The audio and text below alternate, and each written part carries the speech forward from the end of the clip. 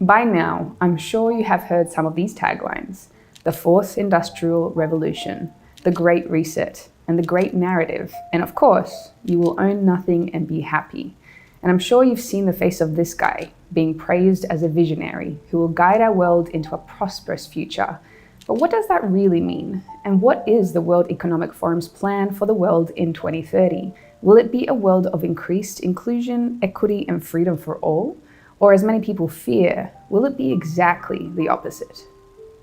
I'm not here to answer that question, but what I would like to do is propose a hypothetical future scenario. A scenario that the WEF is promoting and the type of world we could be living in by 2030. A world where your property, your identity, your money could be owned and controlled by your government. At the end of the video, I do want you to make up your own mind whether you think the WEF is a force for good on the planet, or if we should be having some concerns and if we should be asking some questions. So let's get into it, shall we? But before we do have an amazing newsletter that people rave about, 60,000 people and counting. So if you want to join fellow freedom seekers, there is a link in the bio. To make my case today, I am going to be speaking about what I believe could be the three main pillars that surround the World Economic Forum's agenda for 2030, and discussing some of the things that they are promoting around the now famous event called the Great Reset. Before I start though, I just want you to keep two things in mind. Number one, the World Economic Forum and the leader, Klaus Schwab, haven't been elected by anyone. Yet despite this fact, they are trying to influence politics all around the world in order to transform the planet that we live on. Secondly, all of the resources that I'm sharing in this video are coming from verifiable sources, many of which are directly from the WEF's website. If you want to confirm any of the information, there is more info in the description. So let us discuss the three hypothetical pillars and how it might affect our lives. Pillar 1, surveillance. The first pillar in the 2030 agenda is the possibility of total surveillance of every single one of us. And the way the WEF could achieve this is by us requiring a new form of identification. The World Economic Forum suggests that every single person on the planet will receive a new form of digital ID, which they say would help promote a world of inclusion where everyone has more access to basic services. But they also suggest this ID could be linked to absolutely everything in your life. It could be required to book plane and train tickets and track where it is you're going. This digital ID would be needed to access social media, the internet, bank accounts, and even a requirement in order to spend your money. And without your ID, it's possible you may not be able to buy anything at all. And who would control your digital ID and the data it contains? Well, of course, your government would. In short, absolutely every action you take in your modern life could be tracked by this new type of personal ID. What your online habits are, where you go, what you buy online, what you say online, and so much more.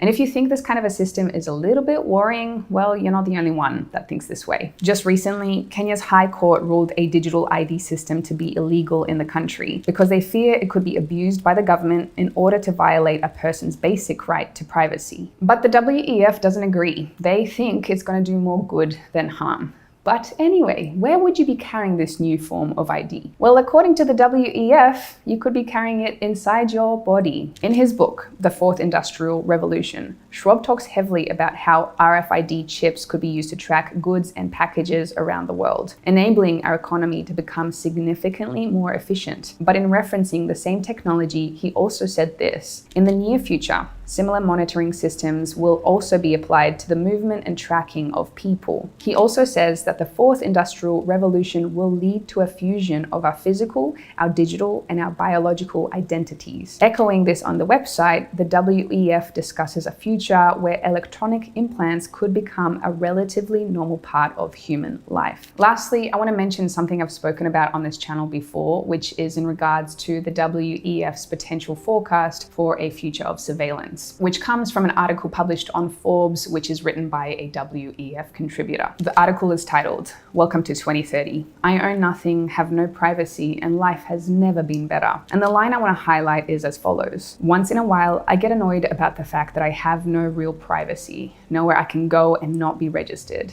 I know somewhere everything I do, think, and dream of is recorded.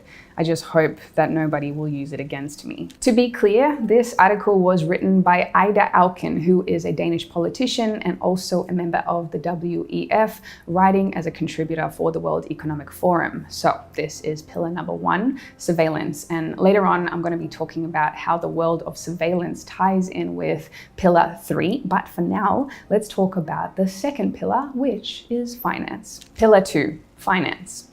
The next pillar of the Great Reset agenda could be around finance, and more specifically, putting more control of money and assets in the hands of the government. So you know the line, you will own nothing and you will be happy? Well, this is the pillar where this could be playing out. In multiple articles on their own website and elsewhere, the WEF predicts a world where people will no longer own most of the things they use in life. Instead, through a sharing economy, items like clothing and cooking equipment will be owned by your government and delivered to you when you need them. But according to a WEF member, sometimes you won't even need to decide what you need, because an algorithm that knows your tastes better than you do could make these choices for you instead. And your home? Well, soon that could be owned by the government as well, but you won't have to pay rent because someone else will be using your space when you're not there. In short, everything that you own now could soon hypothetically be owned by your government.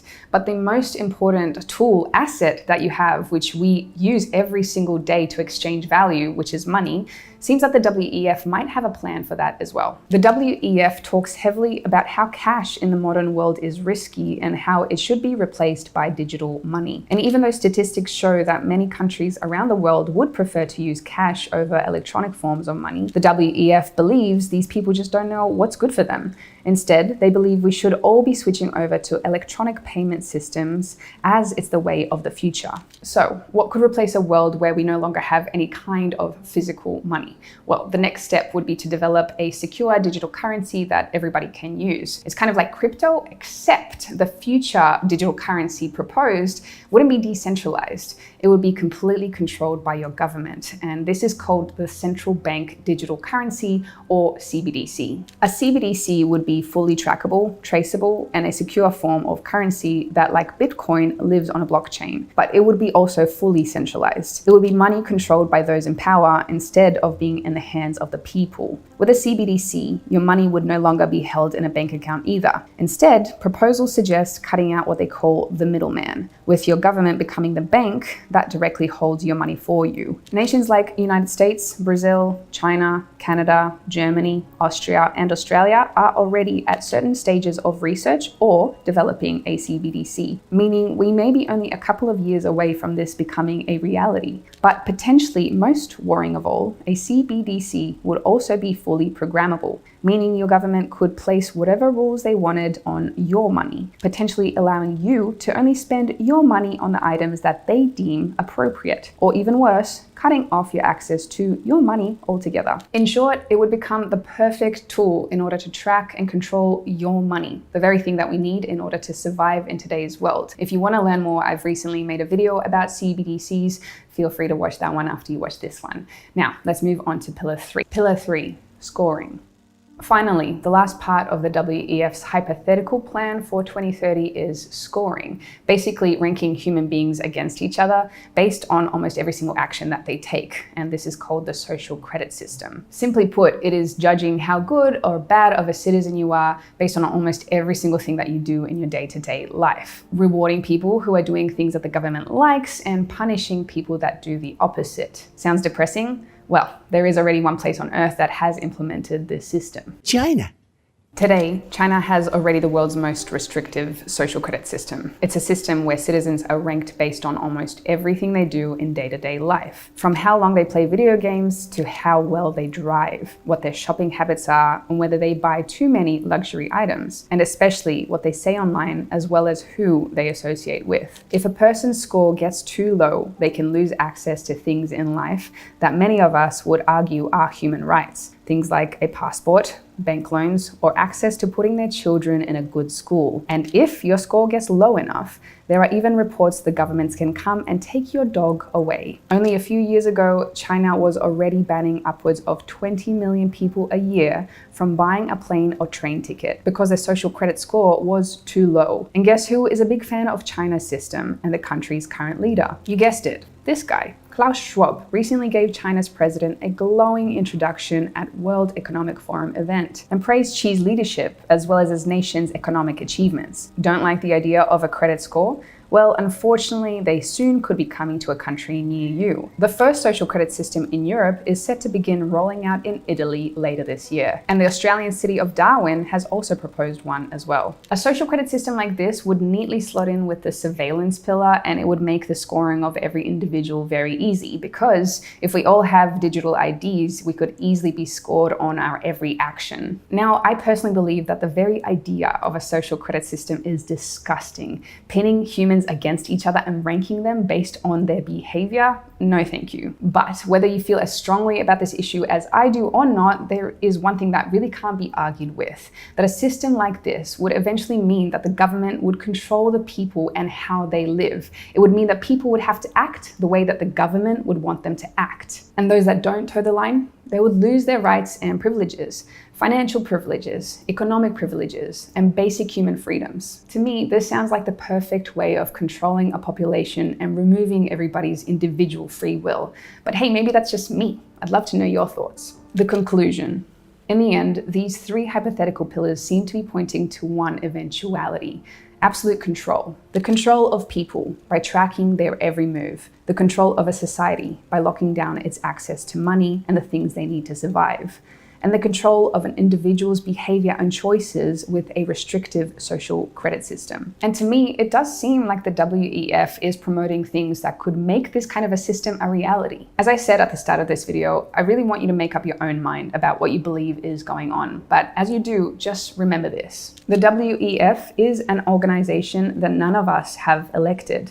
An organization that is funded by some of the richest and most powerful companies that have ever existed. It's an organization that is installing its young global leaders in political cabinets all around the world to shape the laws of our nations. And seemingly, it's an organization that thinks it knows better than we do about the individual choices we should all be making. Personally, I want to live in a world where I get to make my own choices, that I get to decide what I want to do and what I enjoy, and not having some government or algorithm deciding this for me, where I get to say what I want, where I get to associate with who I want without the fear of having some imaginary brownie points taken away from me, and where my financial future is still in my own hands, so I can decide if I want to buy or own things that bring me joy. I could be wrong, but it seems that the WEF doesn't want this for us. So do tell me again, who elected these people in order for them to dictate the kind of future that we are going to be potentially living in? Not me, and I guarantee not you either. So let me know your thoughts below, and stay tuned for more on this topic very soon.